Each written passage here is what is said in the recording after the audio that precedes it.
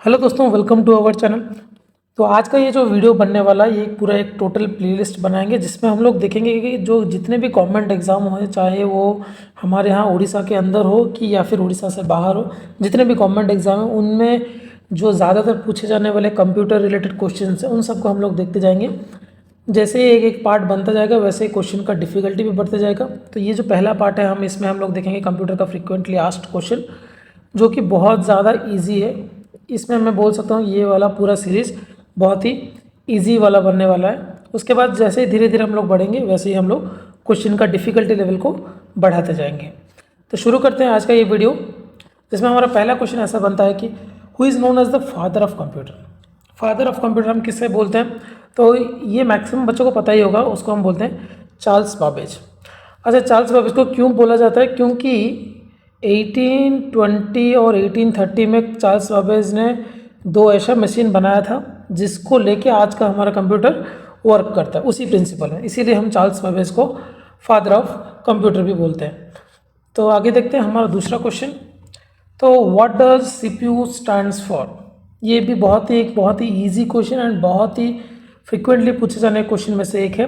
पहला तो पूछ रहा है कि ना central processing unit, central programming unit, computer processing unit, central processing utility. तो इनमें से जो सही आंसर है वो है सेंट्रल प्रोसेसिंग यूनिट। देन आता है हमारा तीसरा question, which part of the computer is known as brain of the computer.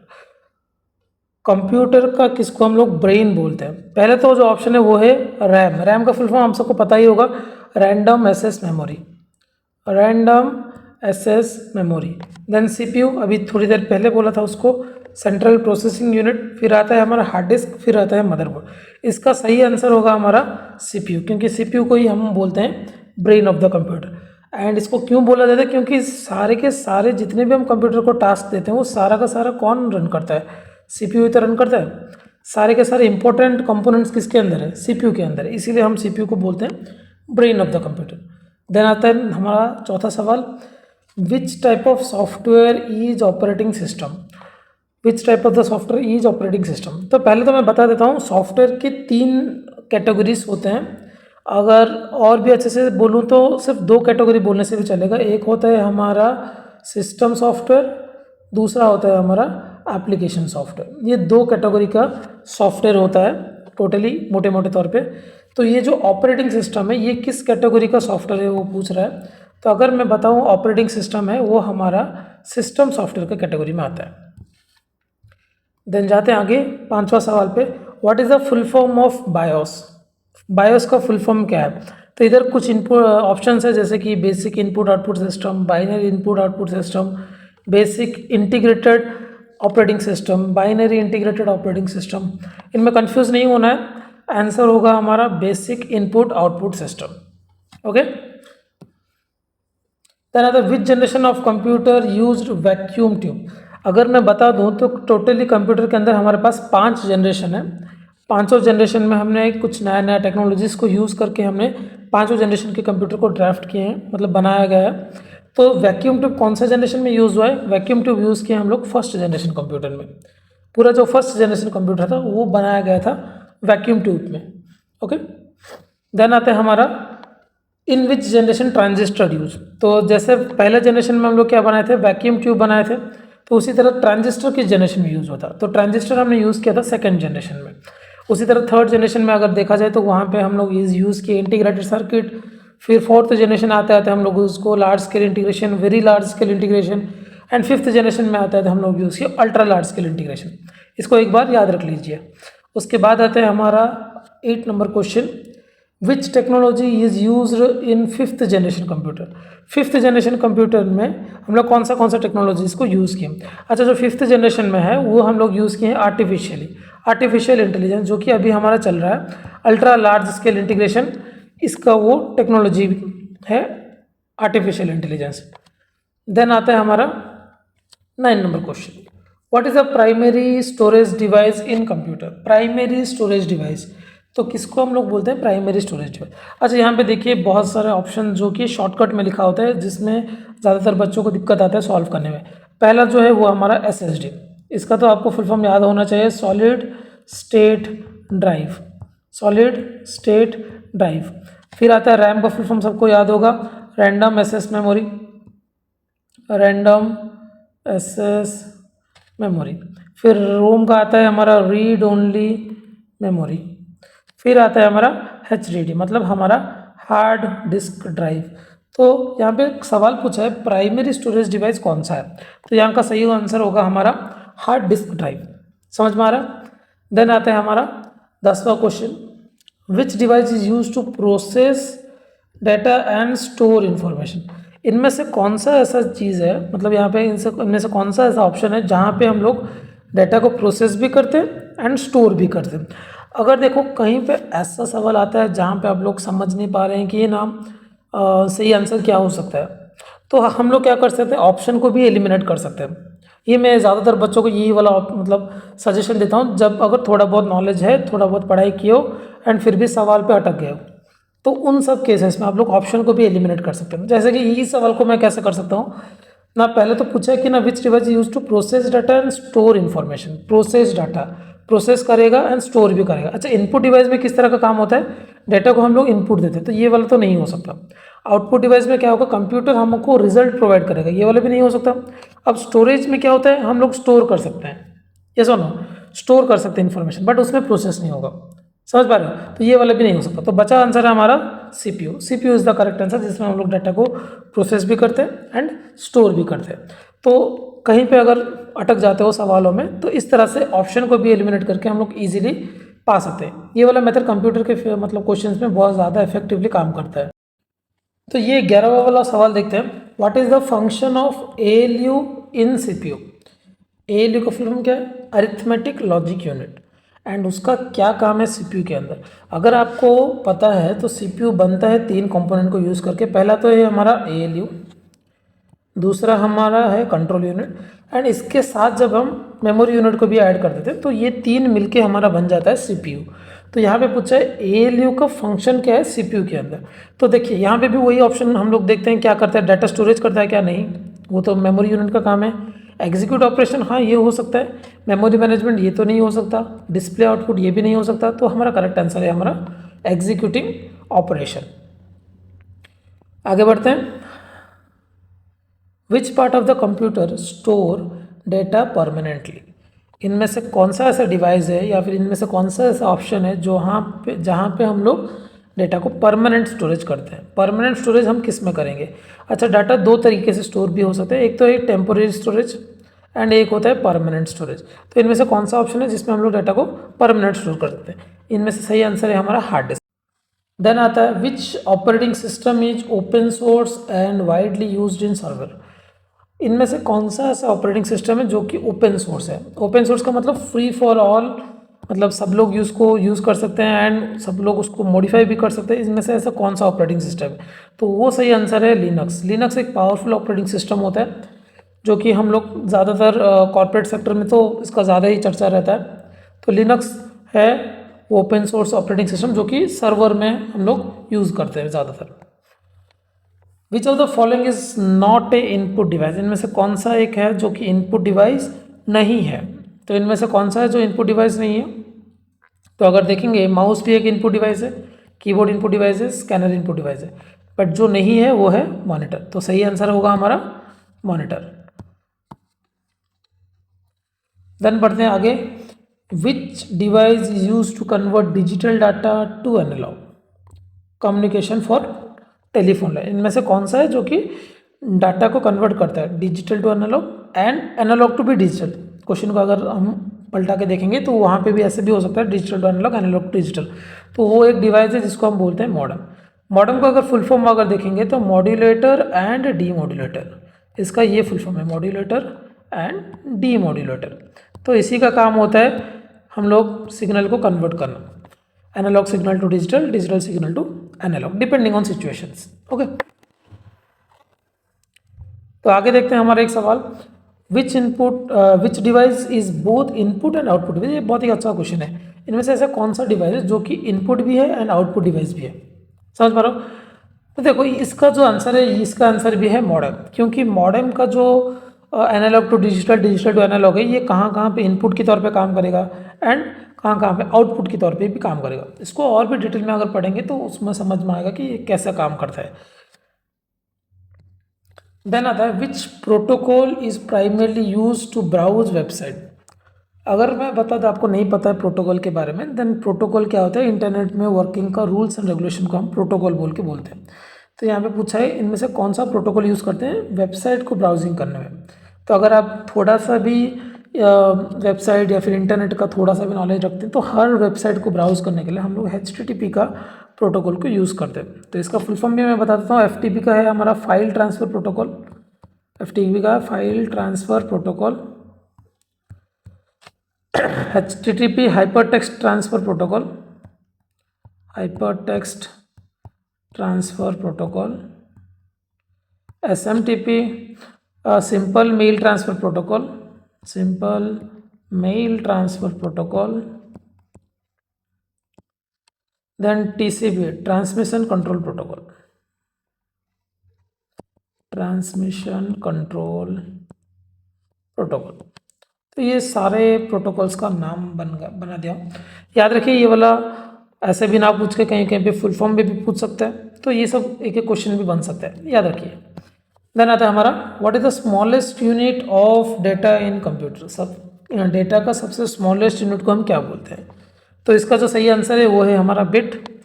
Bit is the smallest unit of data in computer. हाँ, इसको मैं और थोड़ा अच्छे से एक्सपेंड करके बता देता हूँ। जब हम मतलब ये जो इंडिविजुअल बाइनरी डिजिट्स है इसको हम लोग बोलते हैं बिट।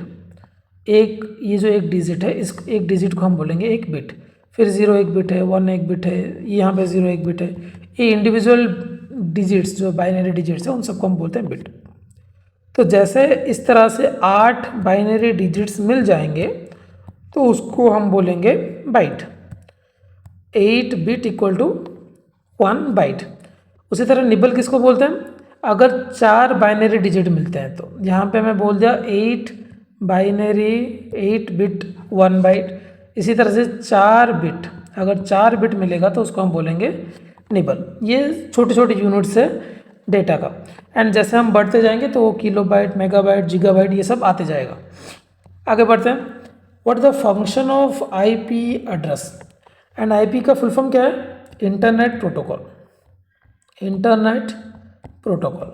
अभी मैं थोड़ी देर पहले बोला कि प्रोटोकॉल का मतलब होता है rules and regulations of working in internet. तो IP करता क्या है, तो पहला दिया कि ना to identify device on a network, ये तो हमारा सही आंसर है। एंड आगे भी देख लेते क्या क्या है, connect to internet, secure a computer and store data. इनमें से सबसे सही आंसर है हमारा to identify device on a network. Which are the following is a search engine. Search engine का मतलब आप समझते होंगे, ऐसा सॉफ्टवेयर जिसमें से हम लोग इंटरनेट को ब्राउज करते हैं। तो इनमें से कौन सा सॉफ्टवेयर जिसमें हम इंटरनेट ब्राउज करते हैं, ट्विटर तो नहीं है, जीमेल तो नहीं है, फेसबुक तो नहीं है, जो है हमारा Google. Google is the popular search engine. याद रखिए सर्च इंजिन का मतलब होता है ऐसा सॉफ्टवेयर या फिर ऐसा मशीन जिसमें हम लोग इंटरनेट को सर्फिंग के लिए यूज़ करते हैं। देन आता है in computer system 1 nibble is equal to, अभी थोड़ी देर पहले ही बोला था, अगर 4 बिट मिल जाएगा, 4 बिट्स इक्वल टू 1 निबल, तो ये होगा हमारा थर्ड वाला आंसर जो है वो वाला सही आंसर है। How many parts are there in a CPU। CPU के अंदर हमारे पास कितने पार्ट है, ये थोड़ा एक ट्रिकी टाइप का क्वेश्चन है। तो CPU के अंदर हम थोड़ी देर पहले भी डिस्कस किए थे ना, हम लोग क्या बोलते थे, ALU control unit and memory unit को मिला के हम लोग क्या बोलते हैं, CPU बोलते हैं। तो ये 3 पार्ट को मिला के ही हम लोग बोलेंगे, ये 3 इंपॉर्टेंट पार्ट है कंप्यूटर CPU का। तो इधर का आंसर होगा हमारा 3।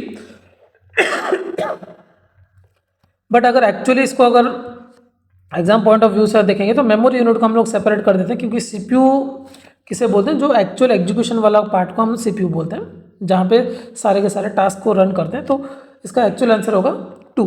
तो 2 पार्ट होते हैं CPU के अंदर, ALU एंड CU।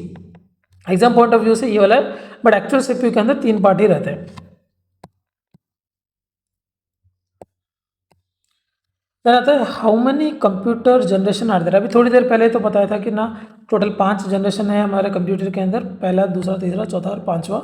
पहले जनरेशन में हम यूज़ किए थे वैक्यूम ट्यूब, सेकंड जनरेशन में यूज़ किए थे ट्रांजिस्टर, उसी तरह थर्ड जनरेशन में हमने यूज़ किए थे इंटीग्रेटेड सर्किट, फोर्थ जनरेशन में वैसे large scale integration, fifth generation में आर्टिफिशियल इंटेलिजेंस की या फिर ultra large scale integration. Then आता है 1 KB is equal to dash, 1 KB is equal to dash. अभी अगर मैं बोला था 8 बिट कितना होता था, 1 बाइट होता था, राइट। फिर उसी तरह से जैसे हम लोग 1024 बाइट बोलेंगे उसको बोलेंगे हम लोग 1 KB। मेमोरी के अंदर इस तरह से चलता है 1024 जैसे हमारा बाइट होगा तो उसको हम बोलेंगे 1 KB। तो यहाँ पे बोला है 1 KB इज इक्वल टू कितना बाइट, तो हम बोलेंगे 1024 बाइट। देन आता है अगला सवाल, which of the following is not a component of computer system. Computer system का कौन सा पार्ट नहीं है। अच्छा, इनपुट यूनिट है, मेमोरी यूनिट भी है, स्टेपर मोटर ये तो नहीं है, एंड आउटपुट डिवाइस। तो इनमें से इसका सही आंसर होगा हमारा स्टेपर मोटर। स्टेपर मोटर ये कंप्यूटर सिस्टम का कोई पार्ट भी नहीं है। Then how many keys are on a keyboard. Keyboard के अंदर कितने कीज है, ये अभी तक तो कोई फिक्स ऐसा नहीं है। यहाँ पे मैक्सिमम कीज हमारे पास 104 है, तो हम लोग बोलेंगे 104 कीज है। किसी किसी कंप्यूटर में से 108, 112, वो डिपेंड करते हैं कौन यूज़ करता है, क्या यूज़ करता है। तो यहाँ पे सही आंसर बन जाता है 104। Which are the following is a search engine. Search engine अभी अच्छा ये रिपीट हो गया, तो ये होगा हमारा Google. Then what is Microsoft Word. Word क्या है, माइक्रोसॉफ्ट वर्ड एक बड़ा वर्ड है, डिक्शनरी है, वर्ड प्रोसेसर है या फिर कंप्यूटर का नाम है। तो अगर आप थोड़ा भी पढ़ाई किए हो तो ये पता चल जाता है Microsoft Word is a word processor. Then आते हैं what will shift plus F7 in Word do. Word के अंदर अगर हम लोग शिफ्ट प्लस F7 प्रेस करेंगे तो क्या होगा, क्या होगा, कुछ नहीं होगा, ओपन थेसर्स ये कंप्यूटर में ओपन करता है, ये वर्ड्स के अंदर है। इसी तरह मतलब हम लोग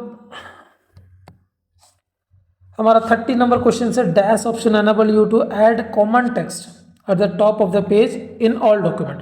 ऐसा कौन सा ऑप्शन को एक्टिवेट करने से हम लोग क्या करेंगे, हर एक पेज में सेम तरह का टेक्स्ट को हम लोग डिस्प्ले कर सकते हैं, तो वो होगा हमारा header. Then which key should be press to start a new paragraph in a word. Word के अंदर एक नया पैराग्राफ स्टार्ट करने के लिए हम लोग क्या कर सकते हैं, एंटर हिट कर सकते हैं, तो उससे क्या होगा, हमारा नया पैराग्राफ शुरू हो जाएगा। देन आता है which of the following is not a video conferencing tool. इनमें से कौन सा है जो कि वीडियो कॉन्फ्रेंसिंग टूल है। मतलब अभी कोविड के टाइम में देखे होंगे बहुत सारे ऐसे ऑनलाइन वीडियो कॉन्फ्रेंसिंग टूल आया था, जैसे जूम आया था, MS टीम आया था, गूगल मीट आया था। ये जो आउटलुक है ये हमारा जीमेल की तरह ही है, ये मैसेजिंग ऐप है जीमेल की तरह, तो आउटलुक होगा हमारा सही आंसर। ना था in print preview which of the following action can not be perform. जब हम लोग डॉक्यूमेंट को तैयार कर लेते हैं, जब हम उसको प्रिंट करने के लिए जाते हैं, तो वो हमारे पास एक साइड में एक ऐसा ऑप्शन आता है जहाँ पे दिखता है कि हमारा डॉक्यूमेंट किस तरह से प्रिंट होकर निकलेगा। तो उनमें से हम लोग कौन सा वाला काम नहीं कर सकते हैं, changing margin, changing orientation, zoom in और आउट, एडिट डॉक्यूमेंट। ये तो इनमें से सही आंसर क्या होगा हमारा, किधर चला गया, यस। तो इनमें से हमारा सही आंसर होगा एडिट डॉक्यूमेंट। एडिट डॉक्यूमेंट क्यों नहीं हो सकता, क्योंकि हम लोग डॉक्यूमेंट तैयार करने के बाद ही प्रिंट को जा रहे हैं, तो वहाँ पे और एडिटिंग का ऑप्शन नहीं आता है। बाकी ये 3 ऑप्शन वहाँ पे आ ही जाता है, जूम इन जूम आउट करना, ओरिएंटेशन चेंज करना, landscape to portrait, portrait to landscape, and margin change करना। In how many ways you can save a document. Document को हम कितने तरीके से सेव कर सकते हैं, ये हमारे पास 3 तरीका ऐसे है जिसमें हम लोग डॉक्यूमेंट को सेव कर सकते हैं। पहला तो हम लोग कंट्रोल S दबा सकते हैं, उसके बाद हमारे पास कंट्रोल S के बाद और क्या ऑप्शन है, हम लोग F12 को भी प्रेस कर सकते हैं, उस तरीके से भी हम लोग डॉक्यूमेंट को सेव कर सकते हैं। देन हमारे पास ग्राफिकल यूज़र इंटरफेस में वहाँ पे ऊपर एक सेव का बटन आता है, उसको भी हम प्रेस करके सेव कर सकते हैं डॉक्यूमेंट को। ओके, तो यहाँ पे हमारे पास 3 होता है सही आंसर। देन आता हमारा last question of this video, what will shift plus F7 do. ये फिर से रिपीट होगा, ये होगा हमारा ओपन थेसर्स। इतना था आज के वीडियो के लिए। तो देखेंगे तो ये बहुत इतना आसान सवाल है जो कि हम लोग अपने बच्चों को PGDC के अंदर पढ़ाते हैं, तो ये उससे भी बेसिक सवाल है। तो अगर आपको भी मतलब कंप्यूटर सीखना है या फिर कंप्यूटर के बारे में थोड़ा बहुत ज़्यादा इंटरेस्ट है जानने के लिए, सीखने के लिए, तो आप हमारे इंस्टीट्यूट में एनरोलमेंट ले सकते हैं। हम लोग इतने सारे कोर्स पढ़ाते हैं जिसके अंदर आपका PGDCA, DCA, एथिकल हैकिंग। अगर दिल से कहूँ ना, यहाँ पे जितने सवाल हम लोग देखें, ये हमारा PGDCA के बच्चों का हम लोग मतलब ईयर स्टार्टिंग से ही हम लोग इतना बेसिक ट्रेनिंग दे ही देते हैं। कोई भी अगर हमारा बच्चा ये पेपर उठाता है तो वो बहुत ही आसानी से वो कर सकता है। इसके साथ साथ बहुत ज़्यादा एडवांस ट्रेनिंग भी हम लोग यहाँ पे प्रोवाइड करते हैं विद जॉब प्लेसमेंट एश्योरेंस। तो अगर आपको भी करियर बनाने प्राइवेट सेक्टर में, देन आप हमारे इंस्टीट्यूट को विजिट कीजिए और जानिए आपको कौन सा फील्ड में इंटरेस्ट है और कौन सा फील्ड आपके लिए बेस्ट सूटेबल रहेगा। हमारे काउंसलर से मीट कीजिए एंड फिर आप अपना करियर को यहाँ पे शुरू कर सकते हैं। तो बस आज के लिए ये वीडियो बस इतना ही। मिलते हैं अगले वीडियो पे। Till then take care, bye bye.